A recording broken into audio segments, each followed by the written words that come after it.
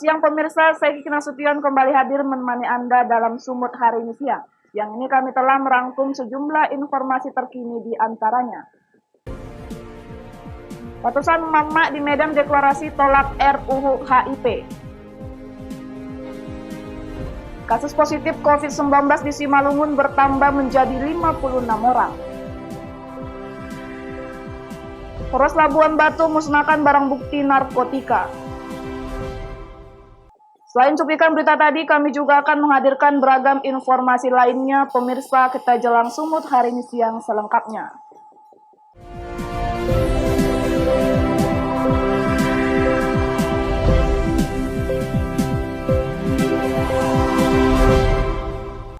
Pemirsa, ratusan emak-emak yang tergabung dalam Forum Silaturahmi Umi Muslimah Indonesia mendeklarasikan penolakan terhadap rancangan Undang-Undang Haluan Ideologi Pancasila. Mereka menilai RUU tersebut berpotensi membangkitkan paham komunis di Indonesia. Emak-emak dari berbagai elemen organisasi perempuan Islam tersebut menyatakan sikap menolak RUU HIP yang dinilai bertentangan dengan ideologi Pancasila yang sesungguhnya, dengan menggelar aksi damai di halaman gedung Al-Wasliya, Sumatera Utara. Mereka menilai RUU tersebut berpotensi membangkitkan paham komunis yang justru bertentangan dengan Pancasila itu sendiri, terutama sila pertama. Massa juga membubuhkan tanda tangan di spanduk berukuran besar. Tanda tangan petisi itu nantinya akan diserahkan kepada pihak kepolisian dan DPR agar aspirasi mereka segera dieksekusi. Mereka juga meminta dan menghimbau seluruh organisasi perempuan di Indonesia untuk mewaspadai penyebaran paham komunis di Indonesia.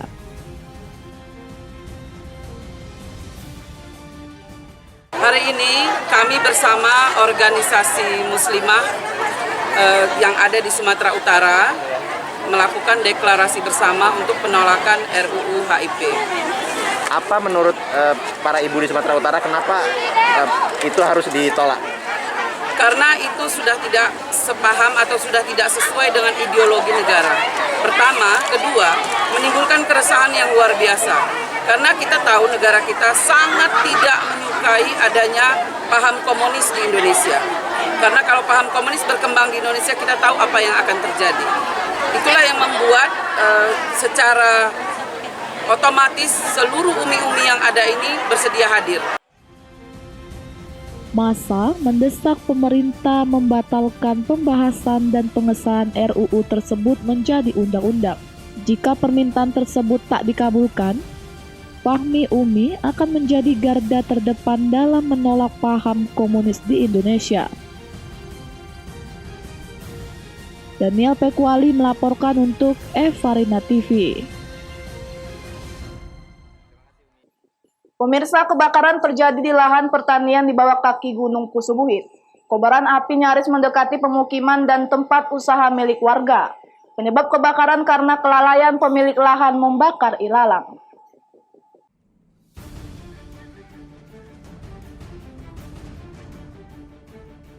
Kebakaran lahan pertanian milik warga terjadi di bawah kaki Gunung Pusubuhit, tepatnya di lingkungan 2 Kelurahan Siogungogung, Kecamatan Pangururan, Kabupaten Samosir, Sumatera Utara. Kebakaran terjadi Selasa sore sekira pukul 3:30 sore, membuat kobaran api nyaris mendekati pemukiman dan tempat usaha milik warga yang ada di lokasi wisata Aek Rangat. Lahan pertanian sengaja dibakar untuk membersihkan ilalang di areal pertanian miliknya. Api yang bermula hanya membakar di lahan pertanian milik seorang warga, akibat angin kencang membuat kobaran api menyebar ke lahan pertanian warga lainnya. Kebakaran lahan ini jam berapa tadi, Bang? Lebih kurang 3:30. Jadi Abang melihat api ini tadi pas kebetulan lagi di mana, Pak? Lagi mau pulang ke rumah di jalan. Jadi Bang, Sekitaran Jalan Aek Rangat. tadi begitu melihat api ini Bang sudah lumayan besar atau bagaimana, Bang? Masih kecil. Tapi karena kencangnya angin, jadi makin besar. Jadi apinya nggak bisa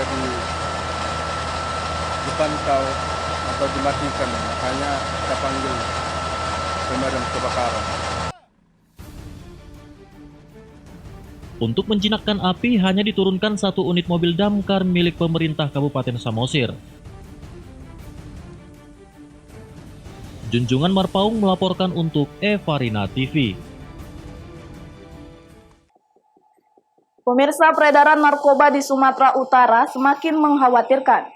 Saat ini Sumatera Utara tercatat sebagai provinsi dengan angka penyalahgunaan narkoba tertinggi se-Indonesia.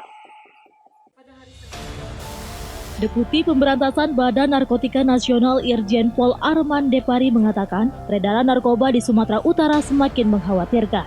Saat ini Sumatera Utara tercatat sebagai provinsi dengan angka penyalahgunaan narkoba tertinggi di Indonesia. Pengguna narkoba di Sumatera Utara telah mencapai lebih dari 1 juta orang. Kondisi ini sangat memprihatinkan karena mengindikasi peningkatan angka penyalahgunaan narkoba yang sangat tinggi. Survei yang telah dilakukan pada tahun sebelumnya, Sumatera Utara berada pada urutan ketiga dalam kasus penyalahgunaan narkoba. Peringkat pertama saat itu yakni DKI Jakarta dan diikuti oleh Sumatera Selatan. Beberapa faktor yang membuat Sumatera Utara menjadi daerah yang rawan menjadi sasaran peredaran narkoba, yakni letaknya yang berdekatan dengan negara Malaysia, sehingga kerap menjadi jalur yang digunakan untuk memasok narkoba dari luar negeri. Hal inilah yang harus menjadi perhatian bagi seluruh masyarakat dan penegak hukum di Sumatera Utara untuk memutus mata rantai bisnis haram ini.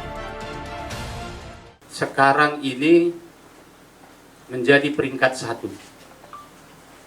Ranking 1 terbanyak pecandu narkoba di provinsi ini.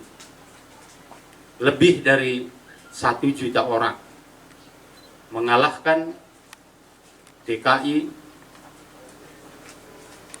yang pada waktu yang lalu menduduki peringkat pertama. Kalimantan Timur sekarang ini jauh lebih menurun. Dan juga Sumatera Selatan yang saat ini menduduki posisi kedua. Hingga kini bisnis narkotika masih saja eksis meski banyak tersangka yang telah ditangkap bahkan ditembak mati petugas. Aliran uang yang sangat deras dan pasar yang sangat menjanjikan menjadikan bisnis narkoba masih saja merajalela di Indonesia. Daniel Pekuali melaporkan untuk Evarina TV. Kasus positif COVID-19 di Simalungun bertambah menjadi 56 orang. Beritanya akan hadir sesaat lagi.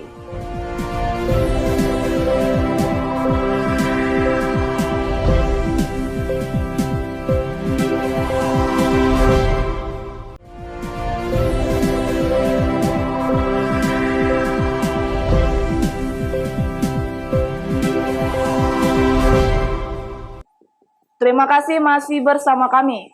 Pemirsa, kasus positif COVID-19 Kabupaten Simalungun masih terus bertambah. Berdasarkan data gugus tugas pada Selasa 30 Juni 2020, sebanyak 56 orang dinyatakan positif hasil swab.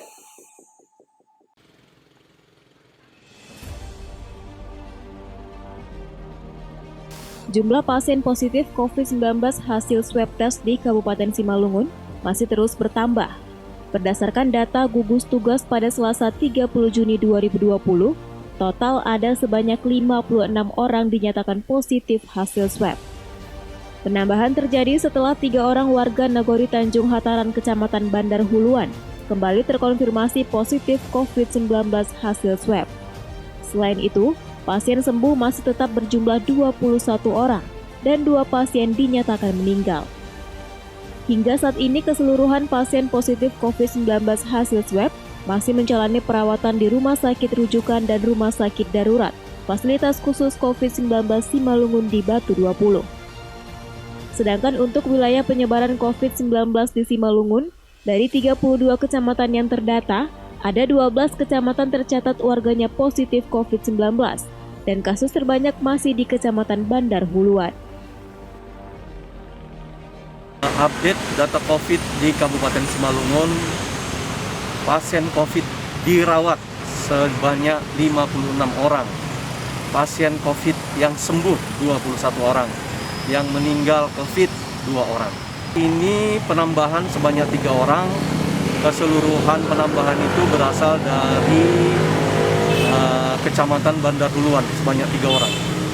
Keseluruhan pasien tersebar di 4 rumah sakit kita, di Rumah Rumah Sakit Umum Perdagangan, Rumah Sakit Umum Parapat, Rumah Sakit Umum Pematang Raya, dan Rumah Sakit Darurat Fasilitas COVID di Batu 20, serta ada pasien COVID juga warga Simalungun yang dirawat di Pematang Siantar, serta ada yang dirawat di rumah sakit swasta di Medan.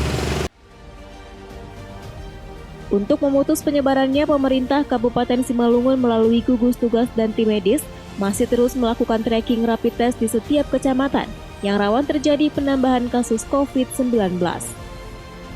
Dosi Simarmata melaporkan untuk Evarina TV. Pemirsa, budidaya lebak lulut menjadi alternatif bagi masyarakat yang ingin beraktivitas di tengah pandemi. Meskipun wilayah sempit, tidak membuat budidaya lebak lulut menjadi terhambat. Seperti di Langkat, Sumatera Utara, seorang polisi berhasil membudidayakan lebak lulut untuk dapat meningkatkan perekonomiannya. Berikut informasinya. Brigadir J.A. Siregar, anggota Polsek Pangkalan Susu di Kabupaten Langkat, Sumatera Utara yang menjadi pionir budidaya lebah kelulut. Lebah kelulut atau yang bernama Latin Trigona sp ini merupakan salah satu lebah penghasil madu yang tidak memiliki senga. Berawal dari pelatihan Babin Kamtibmas se-Indonesia yang diadakan Mabes Polri September tahun lalu, Brigadir J.A. Siregar yang mewakili Polda Sumatera Utara mencoba mengaplikasikan budidaya lebah kelulut yang diperolehnya di halaman kosong Mapolsek tempat ia bekerja. Berawal dari coba-coba, kini ia telah berhasil membudidayakan lebah kelulut di 5 kayulok tempat lebah kelulut berkembang. Meskipun belum maksimal, namun setiap kali panen madu, ia mampu menghasilkan 800 ml madu. Madu-madu ini ia jual seharga 100.000 ml-nya. Seperti halnya madu pada umumnya, madu lebah kelulut ini mempunyai banyak khasiat yang bermanfaat bagi tubuh, mulai dari meningkatkan daya tahan tubuh hingga sebagai obat dari berbagai penyakit. Brigadir J.A. Siregar menyatakan, budidaya madu lebah kelulut di halaman Mapolsek ini juga bertujuan sebagai pilot proyek usaha kecil menengah dan sebagai sarana edukasi bagi warga sekitar. Apalagi ia juga bertugas sebagai petugas bintara pembina keamanan dan ketertiban masyarakat yang selalu berhubungan dengan masyarakat. Jadi gimana itu Bang? Untuk nilai komersilnya, untuk seputaran wilayah kita pasarannya per kemasan 100 ml, ukuran 100 ml, itu kita pasarkan dengan harga Rp100.000 per kemasan 100 ml. Kalau untuk produksi sendiri lah Bang, satu kotak ini satu kali masa panen berapa mililiter? Sekali panen untuk satu kotak kita dapat sampai 800 ml. Satu kotak dapat 800 ml. Butuh waktu berapa lama tuh Bang dari sampai panen? Dari kondisi nol itu kita butuh waktu 4 bulan. 4 bulan ya. 4 bulan, bulan keempat itu siap panen. Untuk budidaya ini rencana kita ke depan kita bakalan bentuk kelompok tani yang kaitannya nanti setelah bentuk kelompok tani kita akan mudah melakukan pembinaan dan akan melakukan koordinasi dengan pihak UPT KPH Dinas Kehutanan Kabupaten Langkat maupun pihak BKSDA. Ia juga berencana akan membuat sejumlah kelompok tani peternak lebah kelulut untuk mengembangkan kegiatan usaha madu dan meningkatkan perekonomian masyarakat. Wahyu Pratama melaporkan untuk Evarina TV. Kita beralih ke informasi lainnya. Pemirsa, 2 dari 3 tersangka perampokan sadis yang menganiaya ayah dan anak hingga kritis di Jalan Sabarudin, Kecamatan Medan Area pada Sabtu pagi kemarin berhasil diringkus. 1 di antaranya seorang waria.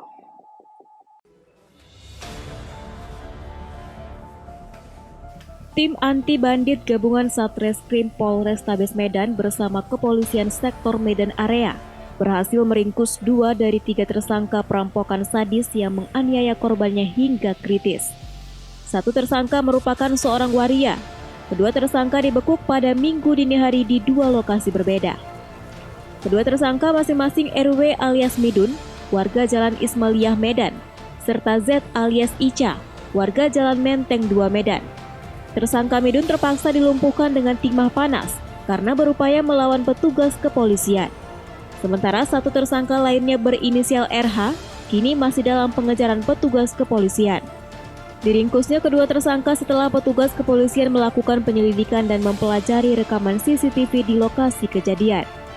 Dari hasil rekaman CCTV, petugas kepolisian langsung melakukan penyergapan ketiga tersangka. 2 tersangka berhasil diringkus sementara 1 tersangka lainnya berinisial RH berhasil lolos dan kini masih dalam pengejaran. Dari tangan tersangka diamankan barang bukti 1 senjata tajam, 1 balok kayu yang digunakan untuk memukul, 1 buah topi, 2 kotak handphone, serta kaos dan celana pendek yang dikenakan pelaku saat melakukan aksinya. Kami luka bacok di kepala dan juga di leher, di dagu. Ya. Sampai saat ini korban masih opname di Rumah Sakit Metodis. Dalam tempo 6 jam kami dapat meringkus 2 tersangka dari 3 tersangka. Ya, 2 pelaku dari 3 tersangka. Yang mana pelaku utamanya yaitu adalah Medun, ya, panggilannya Medun. Dan yang kedua sebagai pembantu adalah Zulkifli alias Ica. 1 lagi atas nama W dalam pengejaran. Wahyu Pratama melaporkan untuk Eva Rina TV.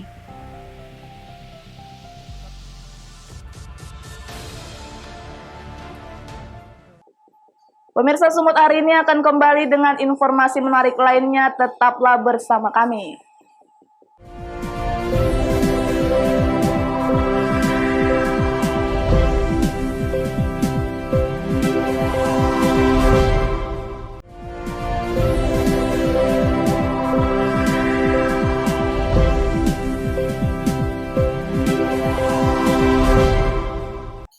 Terima kasih masih bersama kami.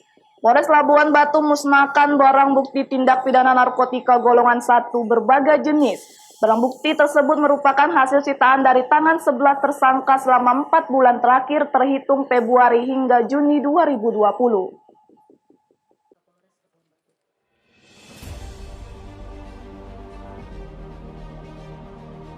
Guna menghindari penyalahgunaan narkotika yang ditetapkan sebagai barang bukti dalam perkara yang sudah atau sedang dalam penyidikan, Polres Labuhan Batu musnahkan ratusan butir pil ekstasi, ratusan gram sabu dan belasan kilogram daun ganja kering di halaman Mapolres Labuhan Batu, Sumatera Utara.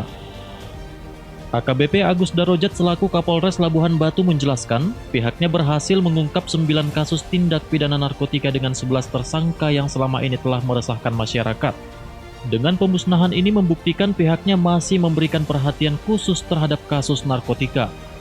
Kapolres pun mengajak seluruh elemen masyarakat berperan aktif dalam pencegahan dan pemberantasan tindak pidana narkotika, yang mana diketahui saat ini jumlah tahanan di Polres Labuhan Batu didominasi kasus narkotika. Tadi ada ekstasi, kemudian ganja, kemudian jenis sabu. Gitu ya. Kepada masyarakat, Pak. Himbauan, Pak, ke masyarakat, Pak. Ya, himbauan kita kepada masyarakat ini adalah menjadi atensi kepolisian dan pemerintah untuk melakukan penindakan pemberantasan tindak pidana narkotika. Oleh karena itu, masyarakat tidak mencoba-coba, kemudian menggunakan, lebih-lebih melakukan pengedaran. Ini sangat berbahaya dan ancaman pidananya cukup tinggi. Sementara itu, Kajari Labuhan Batu Kumaidi menyebutkan, pihaknya selaku jaksa penuntut umum akan terus bertindak secara profesional dalam menerapkan pasal-pasal dengan ancaman yang seberat-beratnya, sehingga dapat membuat efek jera kepada penyalahgunaan narkotika, khususnya para pengedar dan bandar barang haram tersebut, hingga dapat menyelamatkan masyarakat, khususnya generasi muda dari bahaya narkotika. Yang jelas kami sebagai jaksa penuntut umum di sini akan pertama-tama profesional.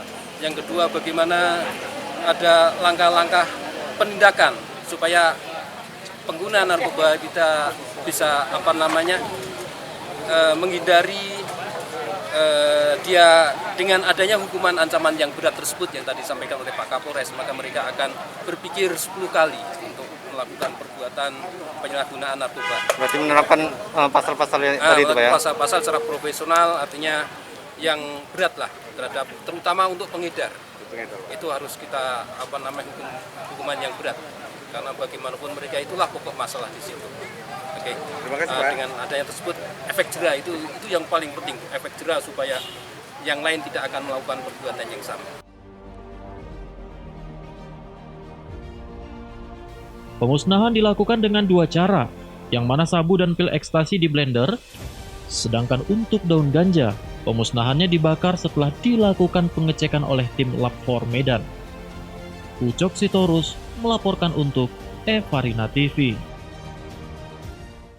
Sementara itu, Kapolres Pematang Siantar didampingi pihak Kejaksaan Negeri Siantar melakukan pemusnahan barang bukti narkotika yang diamankan dari tersangka penyalahgunaan narkoba.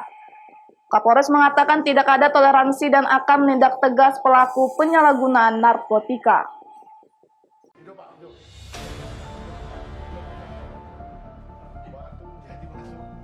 Bertempat di pelataran Satuan Reserse Narkoba Polres Pematang Siantar, Kapolres didampingi pihak Kejaksaan Negeri Siantar musnahkan barang bukti narkotika.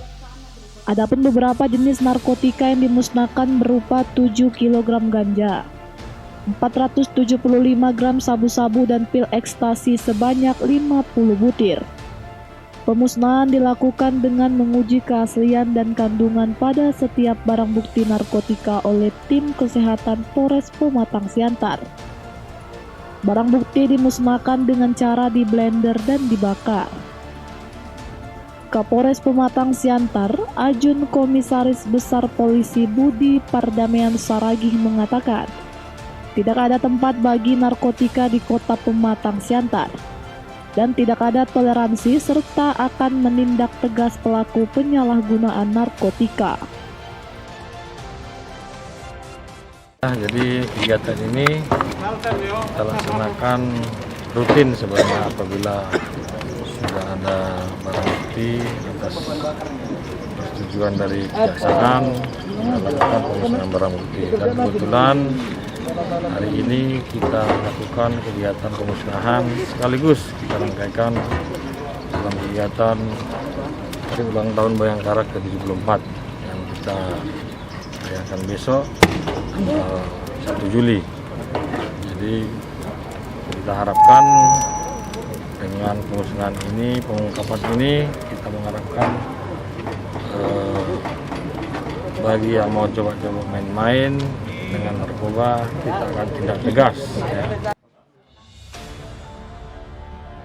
Kini para tersangka sedang menjalani pemeriksaan di Polres Pematang Siantar.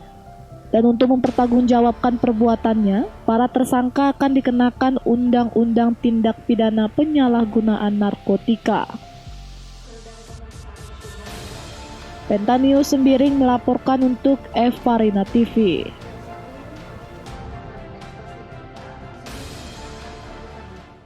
Pemirsa, informasi tadi sekaligus mengakhiri pertemuan kita dalam Sumut hari ini siang. Saya Kiki Nasution mewakili kerabat kerja yang bertugas pamit undur diri dari hadapan Anda. Terima kasih atas kebersamaannya dan sampai jumpa.